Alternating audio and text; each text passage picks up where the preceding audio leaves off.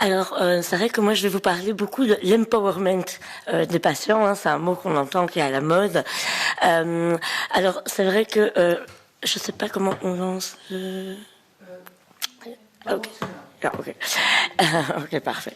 Donc moi, pour revenir un tout petit peu sur mon histoire, je suis passée par la case cancer moi-même, et c'est suite à ça que j'ai du coup un peu trouvé ma voie, parce que c'est vrai que le cancer c'est très compliqué quand on est dedans, mais on fait jour après jour, c'est un pas après l'autre.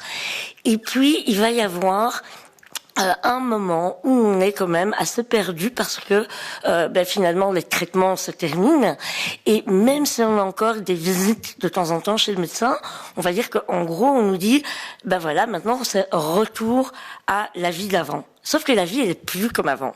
Il n'y a plus de vie d'avant. Alors moi, je dis toujours, elle est autrement, et autrement ne doit pas nécessairement être moins bien.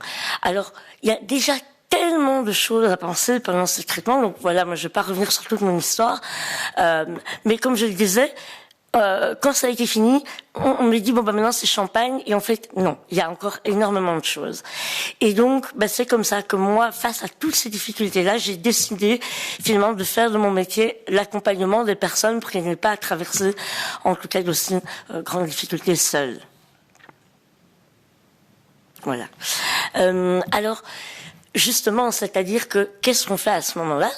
Plutôt que de rester, et c'est bien normal, on a vécu une expérience traumatisante, plutôt que de rester dans le pourquoi et la victimisation, le coaching, ça va permettre de revenir à soi et de passer de la question de pourquoi à comment. Comment je transforme cette expérience qui a été compliquée pour moi en tremplin, en fait. Comment est-ce que je vais en faire un levier dans ma vie ? Et donc, moi, il y a eu un moment clé, c'est quand une personne que je connaissais qui est décédée du cancer, et là, ça m'a vraiment traumatisée, parce que je me suis dit, moi, je suis là alors que finalement, pour le moment, je suis vivante et je ne sais pas de quoi demain sera fait. Donc ça a vraiment été l'instant clé, et c'est ce que j'aime beaucoup dans le coaching, c'est qu'on revient dans l'action. Donc ça, c'est vraiment la clé du patient empowerment. On sait que le mot patient vient du latin qui veut dire subir, et que pendant tous les traitements, et voilà, c'est bien normal, on est accompagné par tous des professionnels de la santé, mais c'est vrai qu'on se sent assez perdu, et donc là vraiment l'idée, c'est de reprendre les rênes de sa vie en main. C'est pour ça que j'ai créé un blog qui s'appelle Vie et cancer. Et vous voyez bien que le premier mot, c'est vie. Parce que quand on reçoit un diagnostic de cancer, alors ça, je pense que les réponses sont à 100% pareilles. Souvent, quand je demande ça aux gens, la réponse est, première chose, je pense à la mort. Or, avant toute chose, on est en vie. Et donc, j'ai vraiment voulu mettre en lumière les choses liées à la vie. Alors oui, il y a des difficultés, mais ça n'empêche pas que le cancer peut servir aussi de, comment je dirais, un peu de loupe pour voir ce qu'on a envie de changer dans notre vie, en fait, ce qu'on a envie de faire mieux. Et le coaching, ça va être exactement ça. Donc, on va vraiment avoir un accompagnement, mais qui est limité dans le temps. Alors, c'est pas comme le psychologue, donc on va pas voilà, c'est un autre métier, mais on va vraiment partir de l'instant présent, donc là où le psychologue va vous aider à regarder en arrière, à travailler la question de pourquoi. Le coach, il va vraiment vous accompagner de là où vous êtes à là où vous voulez aller, en faisant évidemment attention à mettre en lumière vos ressources, vos forces que vous avez découvertes justement pendant l'expérience du cancer. Et j'ai remarqué dans mes accompagnements du coup de coaching qu'il y avait vraiment une grande difficulté au moment du retour au travail. Donc pour beaucoup de gens, on sait très bien que le cancer touche de plus en plus de jeunes et de moins jeunes, mais toujours est-il que, en tout cas en âge d'être actif, et que le retour dans la vie active est compliqué. Alors en Belgique, en plus, moi, j'ai vraiment du mal avec on est actif ou inactif.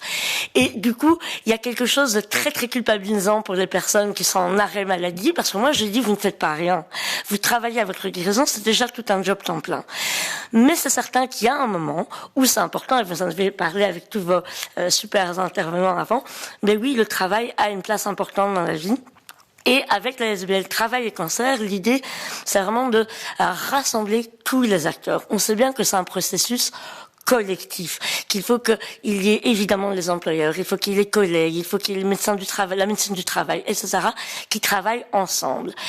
Et là, c'est là que ça je vais passer, c'est pas très important, qu'on voit que justement, après un cancer, les particularités, c'est qu'il y a des effets secondaires à long terme, à très long terme, et qu'il faut pouvoir les gérer. Moi, je disais encore à des patientes récemment dans un atelier, il y a en effet lune de miel, quand on revient au travail, il y a une période où on est bien accueilli, où les gens font attention, et puis à un moment, il va y avoir un peu la bombe, maintenant c'est bon, c'est derrière toi.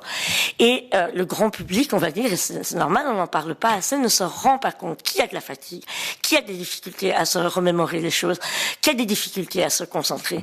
Et donc, le retour dans la vie active, c'est une transition qui est compliquée parce que s'ajoute à tout ça une crise de sens. Donc les personnes se demandent un petit peu, j'ai traversé quelque chose de très compliqué, mais et finalement en fait, de quoi j'ai envie? C'est quoi qui me fait avancer?